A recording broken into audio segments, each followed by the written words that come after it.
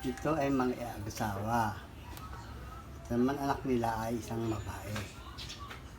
Tingin sa kaalaman nilang dalawa na ang anak nila ay may kasintahan.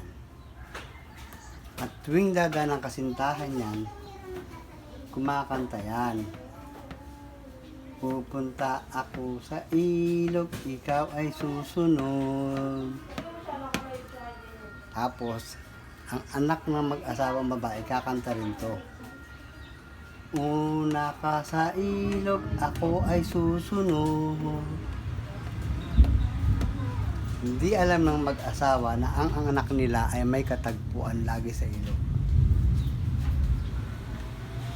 Sa pangalawang araw, ito na naman. Dadaan na naman ulit ang lalaki.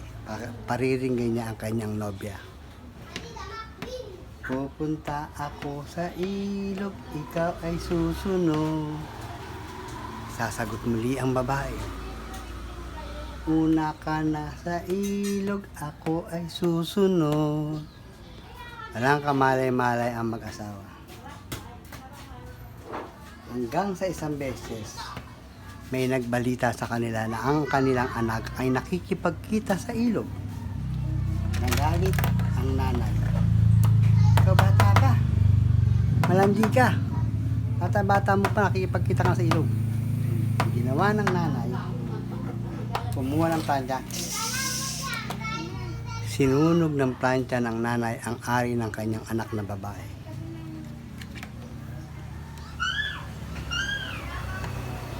Umiyak ang anak nilang babae.